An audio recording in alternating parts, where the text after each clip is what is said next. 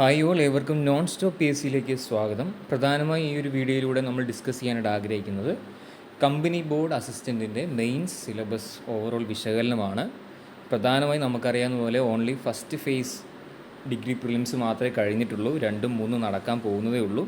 അപ്പോൾ first phase കഴിഞ്ഞ പലരും ഇപ്പോൾ പ്രത്യേകിച്ച് സെർച്ച് ചെയ്യുന്നതും പ്രത്യേകിച്ച് അറിയാനായിട്ട് ആഗ്രഹിക്കുന്ന കാര്യം എന്ന് പറഞ്ഞാൽ കമ്പനി ബോർഡ് പോലുള്ള ആ പോസ്റ്റിൻ്റെ മെയിൻസിൻ്റെ സിലബസ് എന്താണ്, എങ്ങനെ പഠിച്ചു തുടങ്ങണം, ഇനി അതിൽ ആ സിലബസിൽ എന്തെങ്കിലും ചേഞ്ച് വരാനുണ്ടോ, 2 ഘട്ടങ്ങളായിട്ടാണ് എക്സാം നടക്കാൻ പോകുന്നത്, അങ്ങനെ പലതരത്തിലുള്ള സംശയങ്ങൾ പല ഉദ്യോഗാർത്ഥികളും പറഞ്ഞു കേട്ടിട്ടുണ്ടായിരുന്നു. അപ്പോൾ അതിനെല്ലാം ഏകദേശം നമ്മളാൽ കഴിയുന്ന രീതിയിലൊരു സൊല്യൂഷൻ ഈ ഒരു വീഡിയോയിലൂടെ തരാനായിട്ടാണ് ആഗ്രഹിക്കുന്നത്. പ്രത്യേകിച്ച് മറ്റൊരു ചോദ്യത്തിന് കൂടി ഉത്തരങ്ങൾ ആദ്യമേ പറയട്ടെ. കമ്പനി ബോർഡ് സിലബസ് മെയിൻസ് അസിസ്റ്റൻറ്റിൻ്റെ സിലബസ് എന്തുകൊണ്ട് ചൂസ് ചെയ്തതെന്ന് പറഞ്ഞു കഴിഞ്ഞാൽ കൂടുതൽ ഉദ്യോഗാർത്ഥികളും അപ്ലൈ ചെയ്തിട്ടുള്ളൊരു പോസ്റ്റ് ഇതാണ്. പ്രത്യേകിച്ച് ഡിഗ്രി പ്രിലിംസിൻ്റെ ഓവറോൾ റിസൾട്ട് വരുന്ന സമയത്ത് നമ്മൾ ഇതിനു മുമ്പുള്ള വർഷങ്ങളിലൊക്കെ പരിശോധിക്കുകയാണ്, കട്ട് ഓഫ് കമ്പാരിറ്റീവ്ലി കുറവുമായിട്ടുള്ള 2 പോസ്റ്റുകളാണ് ഇപ്രാവശ്യം ഇവിടെ തന്നിരിക്കുന്നത്. അതിൽ തന്നെ പ്രത്യേകിച്ച് കൂടുതൽ ഉദ്യോഗാർത്ഥികൾക്ക് ഉപകാരപ്രദമാകുന്ന ഒരു പോസ്റ്റ് കൂടിയാണ് കമ്പനി ബോർഡ്. കൂടുതൽ ആൾക്കാർ മെയിൻസ് എഴുതാൻ ചാൻസ് ഉള്ളതായിട്ടുള്ളൊരു എക്സാം കൂടിയാണിത്. അതിൻ്റെ അടിസ്ഥാനത്തിലാണ്, ആ ഒരു ബോധ്യത്തിലാണ് പ്രധാനമായിട്ടും ഈ ഒരു പോസ്റ്റിൻ്റെ, ഈ ഒരു കമ്പനി ബോർഡ് അസിസ്റ്റൻ്റ് എന്ന് പറയുന്ന തസ്തികയുടെ മെയിൻസിൻ്റെ സിലബസ് നമ്മൾ വിശകലനം ചെയ്യുന്നത്. നമ്മൾ ഈ ഒരു ചാനൽ ഇതിനു മുമ്പ് ഒരു വീഡിയോ ചെയ്തിരുന്നു. കമ്പനി ബോർഡ് പോലുള്ള അതായത് ആ ഒരു പോസ്റ്റിലേക്ക് മിനിമം ഡിഗ്രി ഫസ്റ്റ് ഫേസ് കഴിഞ്ഞ ഉദ്യോഗാർത്ഥികൾ മിനിമം ഒരു സേഫ് സ്കോർ ഞാൻ പറഞ്ഞിരുന്നു. സേഫ് സ്കോർ എന്ന് പറയുന്നത് നിങ്ങൾ മനസ്സിലാക്കണം, 2ും 3rd ഫേസും കഴിഞ്ഞിട്ടില്ല. ഏകദേശം അതെല്ലാം കഴിഞ്ഞെങ്കിൽ മാത്രമേ നമുക്ക് ഒരു ഓവറോൾ ഒരു കട്ട് ഓഫ് ഇല്ലെങ്കിൽ ഒരു ഓവറോൾ സേഫ് സ്കോർ പറയാൻ പറ്റൂ. എങ്കിലും നിങ്ങൾ ആ 2ഉം 3ഉം ഫേസ് കഴിഞ്ഞിട്ടാണ് പഠിക്കുന്നതെങ്കിൽ അത്രയും ടൈം ഈ ഫസ്റ്റ് ഫേസുകാർക്ക് നഷ്ടമാകുന്നു മനസ്സിലായതുകൊണ്ടാണ് ഏകദേശം അത്യാവശ്യം ഇതിനു മുമ്പുള്ള പരീക്ഷകളുടെ കട്ട് ഓഫ് ഒക്കെ കമ്പയർ ചെയ്യുമ്പോൾ ഏകദേശം ഒരു സേഫ് സ്കോർ എന്ന രീതിയിൽ ഞാൻ പറഞ്ഞിട്ടുള്ളത്. ആ സേഫ് സ്കോർ എത്രയാണ്, എങ്ങനെ പഠിച്ചു തുടങ്ങുന്നതൊക്കെ ഞാൻ ഓൾറെഡി ആ വീഡിയോയിൽ ഡിസ്കസ് ചെയ്തതാണ്. അപ്പോൾ അത് കാണാത്തവരാണെങ്കിൽ തീർച്ചയായും നമ്മുടെ ചാനൽ നോക്കുകയാണെങ്കിൽ അതിൽ കാണാവുന്നതായേ ഉള്ളൂ. അപ്പോൾ നമുക്ക് കൂടുതൽ സമയം കളയാതെ നമ്മുടെ ഈ ഒരു സിലബസ് വിശകലനം ചെയ്യാം. അപ്പോൾ പ്രത്യേകിച്ച് നിങ്ങൾ ആദ്യം മനസ്സിലാക്കേണ്ട കാര്യം, നമ്മുടെ പ്രിലിംസുമായിട്ട് കമ്പയർ ചെയ്യുമ്പോൾ മെയിൻസിന് പ്രധാനപ്പെട്ട വ്യത്യാസമുണ്ട്. പ്രധാനപ്പെട്ട വ്യത്യാസം എന്ന് പറയുന്നത് സബ്ജക്റ്റിലും മറ്റൊന്നുമല്ല, കൂടുതലും വ്യത്യാസം വന്നിരിക്കും മാർക്ക് ഡിസ്ട്രിബ്യൂഷനിലാണ്. അപ്പോൾ നിങ്ങൾക്കിവിടെ ആദ്യം തന്നെ നോക്കിയാൽ GK എന്ന് പറഞ്ഞ സെക്ഷൻ ആദ്യം തന്നെ അവിടെ തന്നിരിക്കും. ആ GKയിൽ തന്നെ വരുന്നതാണ് ഹിസ്റ്ററി. ഹിസ്റ്ററിക്ക് നമുക്ക് ഇവിടെ മെയിൻസിന് എത്ര മാർക്കിന് മാത്രമേ പഠിക്കാനുള്ളൂ? 5 മാർക്കിനേ ഉള്ളൂ. എന്നാൽ നിങ്ങൾക്കൊരു സംശയം തോന്നും, ആ സിലബസിൽ എന്തെങ്കിലും ചേഞ്ച് ഉണ്ടോ എന്ന്. അതായത് പ്രിലിംസുമായിട്ട് കമ്പയർ ചെയ്യുമ്പോൾ ഹിസ്റ്ററി എന്ന് പറഞ്ഞ സെക്ഷനിലും മാറ്റമുണ്ട്, എന്നാൽ പൂർണ്ണമായിട്ടും മാറ്റമില്ല. പക്ഷേ അന്നേരം ഏതിന് മാത്രമേ മാറ്റമുള്ളൂ? നമ്മുടെ മാർക്കാണ്. അപ്പോൾ നിങ്ങൾ ആലോചിക്കുക, നിങ്ങൾ പ്രിലിംസിന് അന്നേരം ഫോക്കസ് ചെയ്ത് പഠിക്കുന്നവർ ചിലപ്പോൾ ചെയ്യുക 10 മാർക്കിനാണ് പ്രിലിംസ് നമുക്ക് ഹിസ്റ്ററി എന്ന് പറഞ്ഞ സെക്ഷനിൽ, അതായത് Kerala history, Indian history and world history. അപ്പോൾ ഏകദേശം ഓരോ സെക്ഷനിൽ ഒരു 3 മാർക്ക്, പിന്നെ ഏകദേശം ഒരു സെക്ഷനിൽ നിന്ന് ഒരു എക്സ്ട്രാ മാർക്ക്, അങ്ങനെ ഒരു 10 മാർക്കിൻ്റെ ഡിസ്ട്രിബ്യൂഷനാണ് പൊതുവേ നമ്മൾ പഠിക്കുക. ഹിസ്റ്ററി എന്ന് പറയുന്നത് ഫോക്കൽ ഏരിയ കൂടിയാണ് പ്രിലിംസിൻ്റെ. എന്നാൽ ഇവിടത്തേക്ക് വരുമ്പോൾ അങ്ങനെ ഒരു ഫോക്കൽ ഏരിയ ആയിട്ട് 10 മാർക്കിനല്ല ചോദ്യം ഹിസ്റ്ററിയിൽ നിന്ന് വരുന്നത്, ജനറലായിട്ടൊരു 5 മാർക്കിനാണ്. അപ്പോൾ അവിടെ തന്നെ മാർക്ക് ഡിസ്ട്രിബ്യൂഷൻ മാറ്റം വന്നിട്ടുണ്ട്. അപ്പോൾ ഹിസ്റ്ററി എന്ന് പറയുന്ന സെക്ഷൻ 5 മാർക്കും ജിയോഗ്രഫി എന്ന് പറയുന്ന 5 മാർക്കാണ്. പ്രിലിംസിനും ഏകദേശം മാർക്ക് ഡിസ്ട്രിബ്യൂഷൻ സെയിം ആണ്. എക്കണോമിക്സിലേക്ക് വരുമ്പോഴും 5 മാർക്കിനാണ്. Then Indian constitution 5 mark. ഈ ഇന്ത്യൻ കോൺസ്റ്റിറ്റ്യൂഷനാണ് എന്ത് സംഭവിച്ചിട്ടുള്ളത്, ഫസ്റ്റ് ഫേസിൽ തീരെ എന്ന് തന്നെ പറയാം, ഏകദേശം ഒരു ക്വസ്റ്റ്യൻ വേണമെങ്കിൽ കണക്ട് ചെയ്യാമെന്ന് മാത്രമേ ഉള്ളൂ. ആ ഒറ്റ ക്വസ്റ്റ്യൻ 1 മാർക്കുള്ള ചോദ്യം മാത്രമേ ഫസ്റ്റ് ഫേസ് ഡിഗ്രി പ്രിലിംസിന് ചോദിച്ചിട്ടുള്ളൂ. അപ്പോൾ ഏകദേശം 20 മാർക്കിൻ്റെ ഡിസ്ട്രിബ്യൂഷൻ പ്രകാരം ഹിസ്റ്ററി, ജിയോഗ്രഫി, എക്കണോമിക്സ്, ഇന്ത്യൻ കോൺസ്റ്റിറ്റ്യൂഷനാണ്. അതോടൊപ്പം തന്നെ നിങ്ങൾ മനസ്സിലാക്കേണ്ട കാര്യം പിന്നീട് വരുന്നതാണ് പ്രധാനമായിട്ടും ഞാൻ പറയാം. അതായത് ആർട്സ്, ലിറ്ററേച്ചർ, കൾച്ചർ, സ്പോർട്സ്. ഇതെന്താണ് ഞാൻ ഇവിടെ സെലക്ട് ചെയ്യാൻ കാരണം എന്ന് വെച്ചാൽ, പ്രിലിംസുമായിട്ട് ബന്ധമുള്ള സബ്ജക്റ്റുകൾ നമുക്ക് ആദ്യം നോക്കുകയാണെങ്കിൽ അത് കഴിഞ്ഞ് പ്രിലിംസിൽ ഇല്ലാത്തതും മെയിൻസിന് മാത്രമായി ഫോക്കസ് ചെയ്ത് പഠിക്കേണ്ട സെക്ഷൻ ഏതാണെന്ന് പിന്നീട് മനസ്സിലാക്കാൻ എളുപ്പമായിരിക്കും. അപ്പോൾ ആർട്സ്, ലിറ്ററേച്ചർ, കൾച്ചർ, സ്പോർട്സ് എന്ന് പറഞ്ഞ പ്രിലിംസിൽ നമുക്ക് 10 മാർക്കിന് വരുന്ന ഏരിയ ആണ്. പക്ഷേ അത് ഇവിടെ എന്തായി, ഹിസ്റ്ററി പോലെ അതും പകുതിയായിട്ട് കുറഞ്ഞിട്ടുണ്ട്. അപ്പോൾ 5 മാർക്കിന് മാത്രമേ നമ്മൾ ആ സെക്ഷനിൽ വരുന്നുള്ളൂ. ബേസിക്സ് ഓഫ് കമ്പ്യൂട്ടർ അല്ലെ IT എന്ന് പറഞ്ഞ സെക്ഷൻ നമുക്ക് പ്രിലിംസിൽ 5 മാർക്കിനായിരുന്നു ചോദ്യം, ഇവിടത്തേക്ക് വരുമ്പോൾ അത് 3 മാർക്കായിട്ട് മാറിയിട്ടുണ്ട്. പിന്നീട് പ്രധാനമായിട്ടും മാറ്റം എന്ന് പറയുന്നത് നമ്മുടെ MEM, അതായത് മാത്സ്, ഇംഗ്ലീഷ്, മലയാളം. അതിൽ നിങ്ങൾ നോക്കിയേ, അതായത് മാത്സ് നമുക്ക് 10 മാർക്കിന് അടിച്ചു ചുരുങ്ങി, അതേ പകുതിയോളം മാർക്ക്, അത് 20 മാർക്കിനായിരുന്നു പ്രിലിംസിന് ഉണ്ടായിരുന്നത്. ജനറൽ ഇംഗ്ലീഷ് എന്ന് പറയുന്നത് 20ൽ നിന്ന് 10 കുറഞ്ഞു. ദെൻ മലയാളം എന്ന് പറയുന്നത് 20ൽ നിന്ന് 10. അപ്പോൾ MEM എന്ന് പറയുന്ന പ്രിലിംസിന് 50 മാർക്കിനാണ്, അതായത് പകുതിയോളം മാർക്ക് സ്കോർ ചെയ്യാൻ പറ്റുന്ന ഏരിയ ആയിരുന്നെങ്കിൽ മെയിൻസിലേക്ക് വരുമ്പോൾ അത് വെറും 30 മാർക്കിനായിട്ട് മാറി. എങ്കിലും ആലോചിക്കുക, 30 മാർക്ക് വരുന്നതും പിന്നീട് ഏത് സെക്ഷനിൽ നിന്ന് തന്നെയാണ്? MEM അല്ലെങ്കിൽ മലയാളം, ഇംഗ്ലീഷ്, മാത്സ് എന്ന് പറഞ്ഞ സെക്ഷനിൽ നിന്നാണ്. അപ്പോൾ ഇത്രയും വരുന്ന ഭാഗങ്ങളെയാണ് നമ്മൾ പൊതുവെ എന്തായിട്ട് വിളിക്കുക, കോമൺ ടോപ്പിക്സ് എന്ന് പറയും. അപ്പോൾ അതിൽ ഏതൊക്കെ വരും? മലയാളം, ഇംഗ്ലീഷ്, മാത്സ്, പിന്നെ ആർട്സ്, ലിറ്ററേച്ചർ, കൾച്ചർ, സ്പോർട്സ്, പിന്നെ വരുന്നത് Indian constitution, economics, geography, history എന്ന് പറയുന്ന സെക്ഷൻ. അപ്പോൾ എത്ര മാർക്ക് ഏകദേശം നമുക്ക് കോമൺ ടോപ്പിക്സ് എന്ന് പറയുന്നത് കമ്പയർ ചെയ്ത് നോക്കിയേ. അതായത് ഹിസ്റ്ററി 5, 10, 15, 20, 25, 3 കമ്പ്യൂട്ടർ ഞാൻ പറഞ്ഞു.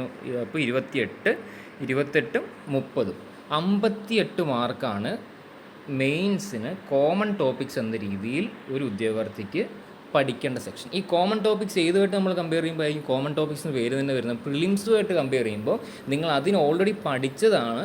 അതേ വിഷയം, അതേ സബ്ജക്റ്റും സിലബസും ഏകദേശം വലിയ മാറ്റങ്ങളൊന്നും ഇല്ലാതെ വരുന്നതാണ് ഇതിൽ മെയിൻസ്. അതുകൊണ്ടാണ് ഈ 58 മാർക്കിൽ 58 മാർക്ക് എന്ന് പറയുന്നത് കോമൺ ടോപ്പിക്സിൽ നിന്ന് വരുന്ന ഏരിയ ആണ്. അപ്പോൾ 58 മാർക്കാണ് കോമൺ ടോപ്പിക്സ് ഏരിയ, മറക്കരുത്. ദെൻ നമ്മൾ ഇനി വിട്ടുപോയ കുറച്ച് ഭാഗങ്ങളില്ല, അത് നമുക്ക് നോക്കാം. അതിൽ ആദ്യം വിട്ടുപോയ ഏത് സെക്ഷനാണ് നമ്മൾ? അതായത് Kerala governance and system of administration. ഇതാണ് കമ്പനി ബോർഡിൻ്റെ മെയിൻസിലെ പ്രധാനപ്പെട്ട ഒരു മാർക്ക് തരുന്ന ഏരിയ. അപ്പോൾ 10 മാർക്ക് നമുക്ക് എവിടെ നിന്നാണ് കമ്പനി ബോർഡിൻ്റെ മെയിൻസ്, അതായത് മെയിൻ സ്പെസിഫിക് ഏരിയ എന്ന് പറയുന്നത് തരുന്നത്? കേരള ഗവേണൻസ് ആണ്. അപ്പോൾ നിങ്ങൾക്ക് സംശയം ഉണ്ടാകും, പ്രിലിംസിന് നമ്മൾ ഇത് പഠിച്ചിട്ടുണ്ടോ എന്ന്. ഏകദേശം ഒരു സിമിലാരിറ്റി കാണിക്കുന്ന ഭാഗമാണ് പ്രിലിംസിൽ ഏത്? സിവിക്സ് എന്ന് പറയുന്നത്. സിവിക്സ് എന്ന് പറയുന്ന ഏരിയ എന്ന് പറയുന്നത് ഏകദേശം സിമിലാരിറ്റി തരുന്നുണ്ടെങ്കിൽ പോലും നിങ്ങൾ പൂർണ്ണമായിട്ട് സിലബസ് നോക്കുകയാണെങ്കിൽ മാറ്റങ്ങളുണ്ട്. അതിൽ തന്നെ പ്രത്യേകിച്ച് ഇൻ ഡെപ്ത് എന്ന രീതിയിൽ വേണം നിങ്ങൾ ഈ ഒരു സെക്ഷനിൽ മെയിൻസിന് പഠിക്കുമ്പോൾ ശ്രദ്ധിക്കേണ്ടത്. പിന്നീട് വരുന്ന ഒരു കാര്യം പ്രിലിംസിന് ഇല്ലാത്തതായിട്ട് കാര്യമാണ് ഇത് life science and public health എന്ന് പറയുന്നത്. അതായത് ഉണ്ടോ എന്ന് ചോദിച്ചു കഴിഞ്ഞാൽ ചില സ്കീമും കാര്യങ്ങളും മാത്രം നിങ്ങൾ ഡിഗ്രി പ്രിലിംസിന് ഇവിടെ സിവിക്സിൻ്റെ ഭാഗത്ത് നിങ്ങൾ പഠിക്കുന്നുണ്ട്. പക്ഷേ അതിൽ തന്നെ കുറച്ച് ഫോക്കസ് ചെയ്ത് പഠിക്കേണ്ട ഏരിയയാണ് life science and public health എന്ന് പറയുന്ന ഏരിയ. ദെൻ ഫിസിക്സ്, കെമിസ്ട്രി എന്ന് പറയുന്ന സെക്ഷനിൽ 3, 6 മാർക്ക്. ഈ ഫിസിക്സും കെമിസ്ട്രിയും ഒന്നും നമുക്ക് എങ്ങനെ ഉണ്ടായിരുന്നില്ല, പ്രിലിംസിന് അങ്ങനെ ആയിട്ട് തന്നിരുന്നില്ല. പകരം നമുക്കൊരു സയൻസ് ആൻഡ് ടെക്നോളജി എന്ന് പറഞ്ഞ ഏരിയ ആണ്. പക്ഷേ അതിലൊന്നും ഇങ്ങനെ ഇൻഡിവിജ്വൽ സബ്ജക്റ്റായിട്ട് ഫിസിക്സും കെമിസ്ട്രിയും തന്നിട്ടില്ല. അപ്പോൾ പ്രിലിംസുമായിട്ട് കമ്പയർ ചെയ്യുമ്പോൾ പുതിയതായിട്ട് വന്നിരിക്കുന്ന ടോപ്പിക്സ് ആണ് ഒന്ന് കേരള ഗവർണൻസ് 10 മാർക്ക്, പിന്നെ ലൈഫ് സയൻസ് 6 മാർക്ക്, 16ആയി. പിന്നെ ഫിസിക്സും കെമിസ്ട്രിയും 16, 3, 19, 3, 22 മാർക്ക്. ഇപ്പോൾ തന്നെ എത്രയായി നിങ്ങൾക്ക് പ്രിലിംസുമായിട്ട് കമ്പയർ ചെയ്യുമ്പോൾ ഇല്ലാത്തതായിട്ടുള്ള പുതിയതായി പഠിക്കേണ്ട ഏരിയാസാണ്. ദെൻ വീണ്ടും അതിലും മാറ്റങ്ങളുണ്ട്. വേറെ പ്രധാനപ്പെട്ട ഒരു കാര്യം എന്ന് പറഞ്ഞു കഴിഞ്ഞാൽ ഈ 2 എണ്ണമാണ്. അതായത് ഒന്ന് ഇമ്പോർട്ടൻറ്റ് ആക്ട്സ് എന്ന് പറയുന്നത് പ്രധാനപ്പെട്ട കമ്പനി ബോർഡിനും അതായത് യൂണിവേഴ്സിറ്റി അസിസ്റ്റൻറ്റിനുമൊക്കെ വേണ്ടതായ സിലബസിൽ പ്രധാനപ്പെട്ട ഏരിയ ആണ്. യൂണിവേഴ്സിറ്റി അസിസ്റ്റൻറ്റിൽ അത് മാത്രം 15 മാർക്കിന് മാറുന്നുണ്ടെങ്കിൽ ഇവിടെ അത് 5 മാർക്കിനേ വരുന്നുള്ളൂ. അപ്പോൾ 5 മാർക്ക് വരുന്നത് ഇതൊരു മെയിൻസിനുള്ള മേജർ ഏരിയ ആണ്. ദെൻ കറണ്ട് അഫയേഴ്സ് 15 മാർക്കാണ്. കറണ്ട് അഫയേഴ്സിന് 15 മാർക്ക് വരും. കറണ്ട് അഫയേഴ്സിന് വേണമെങ്കിൽ നമുക്ക് എന്തായിട്ട് കൺസിഡർ ചെയ്യാം? മെയിൻസിൻ്റെ ഏരിയ ആയിട്ട് കൺസിഡർ ചെയ്യാം. അപ്പോൾ നമ്മൾ നേരത്തെ കണ്ടിരിക്കുന്നത് 58 മാർക്കാണ് കോമൺ ടോപ്പിക്സ് എന്നും ബാക്കി വരുന്ന എത്ര ഉണ്ടാവും? ബാക്കി ഒരു 42 മാർക്ക്. 42-ൽ തന്നെ കൃത്യമായിട്ട് കമ്പനി ബോർഡിൻ്റെ മെയിൻസിലേക്ക് കറണ്ട് അഫയേഴ്സും കൂടി ഉൾപ്പെടുത്തുകയാണെങ്കിൽ നമുക്ക് എത്ര വരും? കറണ്ട് അഫയേഴ്സിന് 15 കൊടുക്കാം, ഇമ്പോർട്ടൻറ്റ് ആക്ട്സിന് 5 മാർക്ക് 20 കൊടുക്കാം, പിന്നെ വരുന്ന കേരള ഗവർണർ. അപ്പോൾ 25 മാർക്കിനാണ് നിങ്ങൾക്ക് എന്ത് ചെയ്യുക? നിങ്ങളുടെ ഈ ഒരു പോസ്റ്റ് സ്പെസിഫിക് ആയിട്ടുള്ള സിലബസ് വരുന്നത്. അപ്പോൾ 58 ഓൾറെഡി നമ്മൾ പറഞ്ഞ കോമൺ ടോപ്പിക്സും 25 മാർക്ക് നിങ്ങൾക്ക് കമ്പനി ബോർഡിനുള്ള മാർക്കും, പിന്നെ എത്ര വരുന്നുള്ളൂ?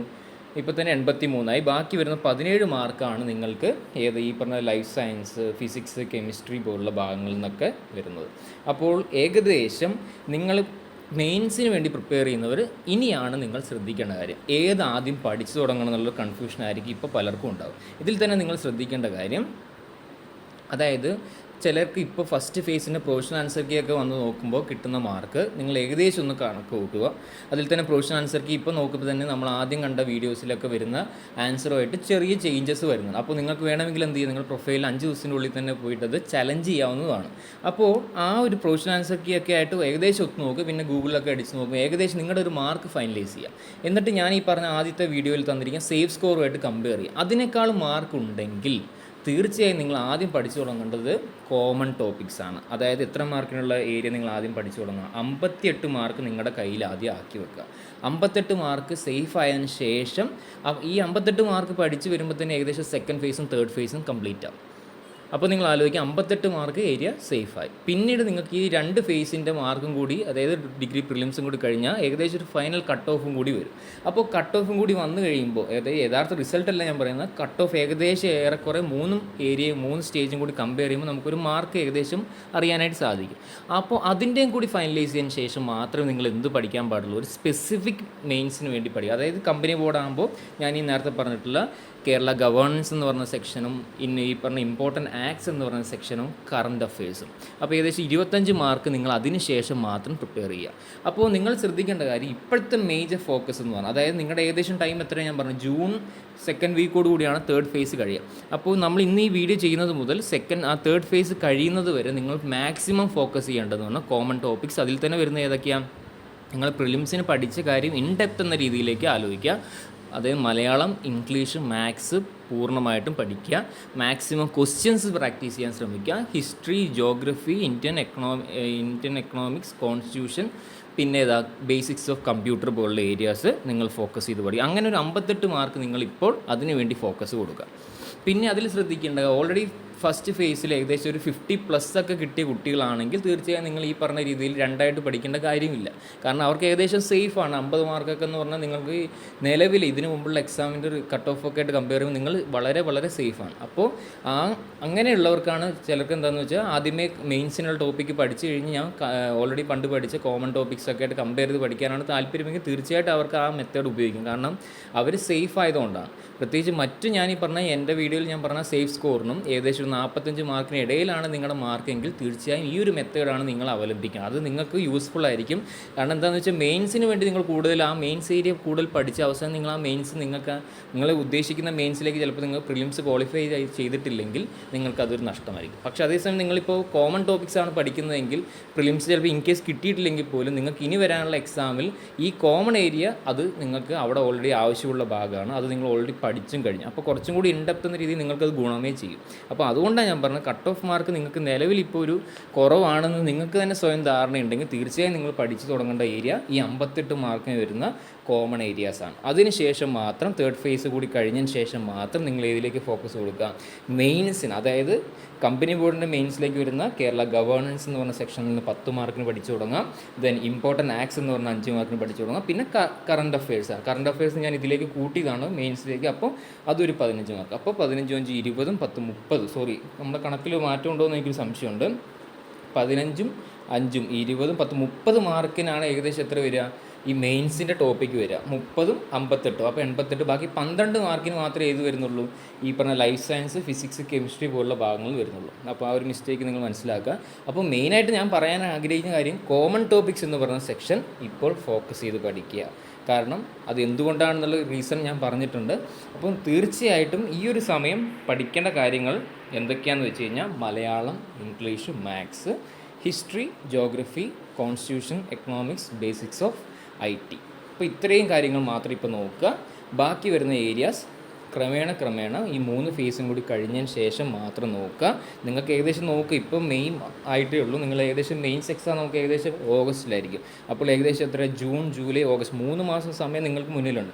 ആ 3 മാസം തന്നെ ഏകദേശം ജൂൺ പകുതിയോട് ആകുമ്പോൾ നിങ്ങൾ 58 മാർക്കിനുള്ളത് പഠിച്ചു കഴിഞ്ഞു എന്ന് നിങ്ങൾ ആശ്വസിക്കുക. അതിനുശേഷം വരുന്ന ഒരു മാസം കൃത്യമായിട്ട് വരുന്ന 30 മാർക്കിനുള്ള മെയിൻസ് പഠിക്കുക. പിന്നീട് വരുന്ന 12 മാർക്കും കൂടി പഠിച്ച് മാക്സിമം പിന്നീട് വരുന്ന സമയം എന്ത് ചെയ്യുക, മാക്സിമം ക്വസ്റ്റ്യൻസ് പ്രാക്ടീസ് ചെയ്യുക, previous year question paper practice ചെയ്യുക. അപ്പോൾ ഈ ഒരു മെത്തേഡ് അവലംബിക്കുകയാണെങ്കിൽ കൃത്യമായി സിസ്റ്റമാറ്റിക് ആൻഡ് സയൻറ്റിഫിക് ആയിട്ടുള്ളൊരു സ്റ്റഡിയിലൂടെ നിങ്ങൾക്ക് തീർച്ചയായും കമ്പനി ബോർഡ് പോലുള്ള എക്സാം ഫോക്കസ് ചെയ്യാൻ പറ്റും. ഇനി ഈ ഒരു സിലബസിന് നിങ്ങൾ യൂണിവേഴ്സിറ്റി അസിസ്റ്റൻ്റായിട്ട് കമ്പയർ ചെയ്യുമ്പോൾ പ്രധാനപ്പെട്ട ഒരു മാറ്റം എന്ന് പറഞ്ഞാൽ സബ്ജക്റ്റ് ഏരിയയിൽ പ്രത്യേകിച്ച് മാറ്റങ്ങളില്ല. പകരം എന്താ, മാർക്ക് ഡിസ്ട്രിബ്യൂഷനാണ്. ഇവിടെ ഇമ്പോർട്ടൻറ്റ് ആക്ട്സിന് 5 മാർക്കാണ് കമ്പനി ബോർഡിലെങ്കിൽ ആ ഒരേ സെക്ഷനിൽ നിങ്ങൾക്ക് യൂണിവേഴ്സിറ്റി അസിസ്റ്റൻറ്റിലേക്ക് വരുമ്പോൾ 15 മാർക്കിനുള്ള ക്വസ്റ്റ്യൻ ആയിട്ട് വരും. കേരള ഗവേണൻസ് അവിടെ 5 മാർക്കിനായിരിക്കും വരിക. അപ്പോൾ ആ രീതിയിലുള്ള പ്രധാനപ്പെട്ട മാറ്റങ്ങളാണ് വരിക. പിന്നീട് വേറൊരു പ്രധാനപ്പെട്ട സംശയം എന്ന് പറഞ്ഞാൽ ഈ സിലബസ് മാറ്റം വരുമോ. ഇപ്പോൾ നമ്മൾ ഡിസ്കസ് ചെയ്യുന്ന സിലബസ് വന്നിരിക്കുന്നത് 26/6/2022 ഈ പറഞ്ഞ KCB പോലുള്ള കമ്പനി ബോർഡിൻ്റെ എക്സാമിന് സിലബസാണ്. അപ്പോൾ 2022 ഓൾറെഡി ചേഞ്ച് ആയതാണ്. അപ്പോൾ കൂടുതലൊരു ചേഞ്ച് നിങ്ങൾ പ്രതീക്ഷിക്കേണ്ട. ഇതേ രീതിയിൽ തന്നെയാണ് യൂണിവേഴ്സിറ്റി അസിസ്റ്റൻറ്റിനും 22 ഒരു ചേഞ്ച് വന്നതാണ്. പിന്നീട് മറ്റൊരു ഡൗട്ട് എന്ന് പറഞ്ഞു കഴിഞ്ഞാൽ ഇത് 2 ഘട്ടങ്ങൾ. കാരണം സെക്രട്ടേറിയറ്റ് അസിസ്റ്റൻറ്റ് പോലുള്ള എക്സാമിൽ ജനറൽ പേപ്പർ 1ഉം 2 ഒക്കെ ആയിട്ടാണ് പരീക്ഷ നടത്തിയിട്ടുള്ളത്. അപ്പോൾ ഇതേപോലൊരു മെത്തേഡ് ഇതിൽ വരുമോ എന്നൊരു സംശയമുണ്ട്. അപ്പോൾ നിലവിൽ നമുക്ക് അറിയാൻ സാധിച്ചത് അങ്ങനെ സംഭവിക്കാൻ ചാൻസ് ഇല്ല. ഒറ്റ പരീക്ഷയായിട്ടാണ് 1.5 മണിക്കൂറിൻ്റെ മെയിൻസ് എക്സാം ആയിട്ടാണ് കമ്പനി ബോർഡിൻ്റെ പോലുള്ള എക്സാം നടത്താനായിട്ട് ആഗ്രഹിക്കുന്നത്.